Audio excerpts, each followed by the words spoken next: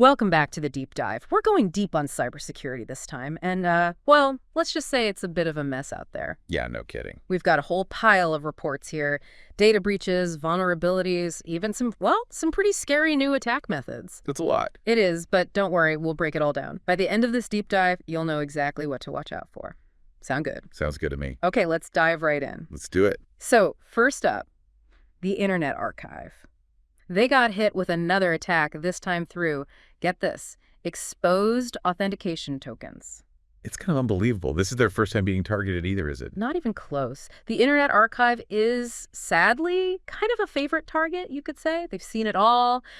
DDoS attacks, data theft, you name it. I mean, it just goes to show no matter how important your mission or how many times you beef up security, the bad guys are always going to try to find a way in.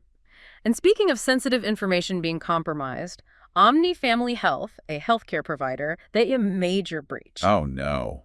Not good. Nope.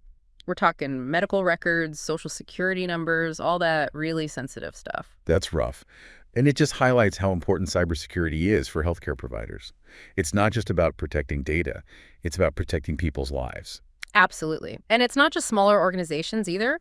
Even the tech giants, the ones with massive security teams and resources, even they're struggling to keep up. Like who?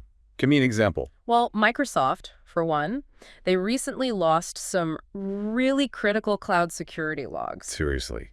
Microsoft. Oh, yeah. But wait, how does that even happen? I mean, those logs are like their record of past security incidents, right? They're supposed to help prevent future attacks. Exactly. They're essential for understanding and improving security. But even Microsoft, with all their resources, well, they messed up. Wow. So even the companies we think are the most secure, well, they're not immune. Not at all. Makes you think twice about where we're putting our data and who we're trusting with it, all right? Sure. Okay, speaking of big names and close calls, let's talk about Cisco. Oh, yeah. What happened with Cisco? Remember their DevHub portal? Turns out they had an exposed API token. Oh, boy. An exposed API token. Okay, for those who don't know, think of it like this. An API token is like a digital key, right? It unlocks access to certain systems or data. Right. So if it's exposed, it's like leaving that key out in the open for anyone to grab. And in Cisco's case, that could have meant attackers getting unauthorized access to who knows what. Could have been a huge breach. That's scary. So what can companies even do? I mean, how do you even begin to combat this kind of thing? Well, you're right. It's a constant back and forth, a cat and mouse game. But it's not just our digital lives at stake here. Remember 23andMe, the genealogy company? Yeah, what about them? Well, they're facing a pretty uncertain future right now, which has got a lot of people wondering, what happens to all that genetic data if a company holding it goes under? It's a good question. I mean, those regulations are still being worked out. 23andMe, their situation, it kind of shines a light on this whole thing, needing clear rules about this kind of sensitive data. Totally agree. I mean, especially now, with more companies collecting this kind of information, even our DNA, it's something we should all be thinking about. Right. Absolutely. But hey, let's not get ahead of ourselves. It's not just data breaches we got to worry about. No. What else is there? There are some seriously concerning new threats popping up. Ever heard of the Guerrilla botnet? The Guerrilla botnet? No.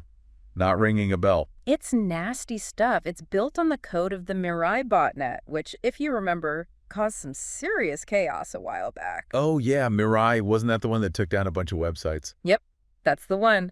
So now we've got this new one, the Guerrilla botnet, and it's like Mirai 2.0, but even more potent. Great. Just what we need, a bigger, badder botnet. So how are organizations supposed to keep up with all of this? I mean, it's like the threats are evolving faster than ever before. It's got to feel impossible sometimes. Well, about that. It's a lot, no question. Right. And it's no wonder that a lot of CISOs, the people in charge of cybersecurity at these big organizations are feeling overwhelmed. Yeah, I bet. They're spending billions on security, but a lot of them still feel like they're, one step behind. I can see why. It's not just about the number of threats. It's how fast they change. Like trying to fight a moving target, right? Exactly. So what's the answer? Just throw more money at it? Well, that's the thing. Apparently not. This survey we came across, it found that just buying more security tools isn't the solution. In fact, a lot of these CISOs, they're saying they're already overwhelmed with the tools they have. Too many cooks in the kitchen, huh? Something like that. It seems like the focus is shifting more towards, like, using the tools they have better and, this is key, getting a clearer picture of what's happening on their networks. Makes sense. Especially with so much happening in the cloud now and all the encrypted traffic, it's got to be tough to keep track of everything. Exactly. It's like trying to find a needle in a haystack, except the haystack is constantly changing shape. Okay, so work smarter, not harder. Got it. And speaking of working smarter, I read about this thing Microsoft is doing to fight phishing attacks. Oh, yeah. What's that? They're creating these fake Azure tenants, basically to lure in attackers, like setting a trap. Oh, wow. That's kind of brilliant, actually. So it's like a honeypot, right? They can see how these phishing attacks work, figure out the tactics, all that. Exactly. And you know what's ironic? What's Microsoft, they're the most imitated brand in phishing attacks. really? Yeah. Which, when you think about it, means they have a front row seat to all the latest phishing schemes. That's true. They're in a unique position to fight back then. Exactly. Though it does make you wonder if Microsoft, with all their resources, is the top target. I mean, what hope do the rest of us have? Right. It's a little concerning. To say the least. And speaking of concerning, let's talk about zero-day exploits. Oh, boy. Zero-day exploits. That sounds serious. It is. Imagine this. There's a vulnerability in a software program, right? A weakness. But here's the kicker. Nobody knows about it. Not even the company that made the software. Okay, so it's like a hidden flaw. Got it. Right. Now imagine an attacker finds this flaw, this vulnerability, before anyone else. Uh-oh. I see where this is going. And they exploit it. That's a zero-day exploit. An attack that takes advantage of a weakness before anyone even knows it exists. That's terrifying. So it's like you get robbed before you even know there's a hole in your security system. Exactly. And according to Mandiant, we're seeing a lot more of these zero-day exploits. Yeah. It's becoming the weapon of choice for a lot of attackers, especially those going after, well, let's just say high-value targets. So why are we seeing this surge in zero-day exploits? I mean, it seems like they'd be pretty hard to pull off. Well, software's gotten incredibly complex, right? More code, more lines of code means more potential for vulnerabilities, more places for those weaknesses to hide. That makes sense. And then there's the money. Finding and weaponizing a zero-day exploit, it can be incredibly profitable on the black market. So there's a whole economy built around this. Oh, yeah. Cybersecurity, or should I say cyber insecurity, it's big business. It's kind of scary, actually. It is. So let's see. We've got data breaches, new and improved botnets, zero-day exploits. Is there any good news? Well, I think the fact that we're talking about this is a good thing, right? Right. Awareness is key. The more we understand these threats, the better equipped we'll be to defend against them. That's true. Knowledge is power and all that. So let's get specific. What are some of these vulnerabilities we need to be aware of? Okay, let's start with email security. Remember RoundQ webmail? Vaguely. It's used by a lot of, government entities, right? Great. Anyway, they had a pretty serious vulnerability pop up. Oh, no, not email. What kind of vulnerability? Cross-site scripting, or XSS. Basically, it could have allowed attackers to inject malicious code into a website, and when someone visits that site, that code gets executed. And then what? They get your login info, steal your identity, that kind of thing. Potentially. In RoundCube's case, it could have been used to steal login credentials. All an attacker would have to do is trick someone into clicking a malicious link. Ugh, it's scary how easy that sounds. It is. It just goes to show you can never be too careful. Always double-check those links, even if they look like they're from someone you trust. So even if you think, oh, it's just my email, what's the worst that could happen? It could actually be much worse. Exactly. One compromised email account can lead to all sorts of problems. Okay, so email, be vigilant. What else? Let's talk about end-to-end encrypted cloud storage services. You mean the ones that are supposed to be super secure? Exactly. The idea is your data is encrypted, so even if someone gets access to it, they can't read it. Right. That's what we're all told anyway. Right. But here's the thing. Researchers found some pretty critical flaws in some popular E2EE cloud platforms. Seriously? Like what? Sync, pCloud, a few others.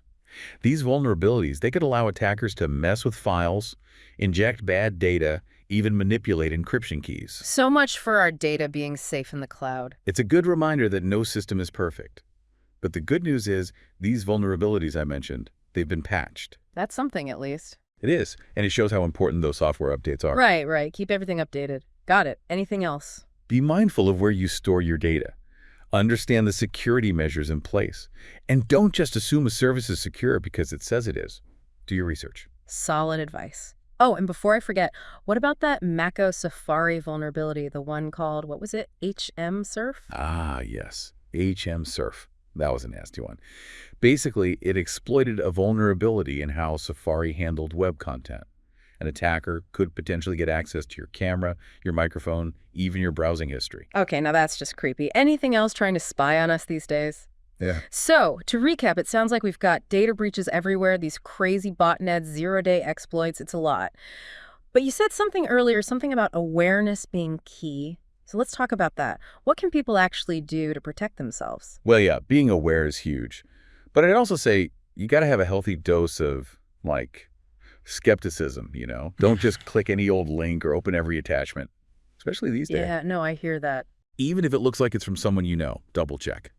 Phishing attacks, they're getting seriously good. True. Actually, you know what? I've fallen for a phishing email before. Really? Yeah, and I like to think I'm pretty tech savvy. It just goes to show it can happen to anyone. It definitely can. So, yeah, be careful. Look at the sender's address twice. Hover over those links before you click anything. And if something just feels off, trust your gut. Good advice. And what about all those software updates? They're so annoying. I know, right? But those updates, they often have security patches. So they really are important. Think of it like locking your doors and windows. Right, right. Basic security hygiene. Exactly. It might seem like a pain, but it makes a huge difference. Makes sense. And backups. We should talk about backups. Absolutely. Backups are essential. They're your safety net. And speaking of backups, there was actually a pretty concerning vulnerability found in Veeam backup and replication software. Wait, really? That's a popular one, right? Very popular. And this vulnerability, if exploited, it could let an attacker remotely execute code. Not good. Not good at all. So even our backups aren't safe. What can people do about this Veeam thing? Well, the good news is Veeam, they've already released a patch. But it is a good reminder, keep your software updated. And that includes your backup software. So it always comes back to updates. It really does. Okay, so be vigilant, keep everything updated. Anything else? Be smart about where you store your data. Don't just assume a service is secure because they say so. Just do your research. Got it. And honestly, use a good password manager and two-factor authentication whenever you can. Those two things can save you so much trouble. Solid advice. Well, I think we've all learned a lot today. But hey, it's not all doom and gloom, right? Definitely not. Cybersecurity, it's a challenge, no doubt, but it's not impossible. Exactly. So much of it comes down to just being aware, being proactive, and being, I guess, a little bit paranoid. A little paranoia never hurt anyone. True that. Well, that's about all the time we have for today's deep dive. But before we go, just remember, cybersecurity, it's a shared responsibility. We all have a role to play in making the digital world a safer place. Until next time, stay curious, stay informed, and stay safe.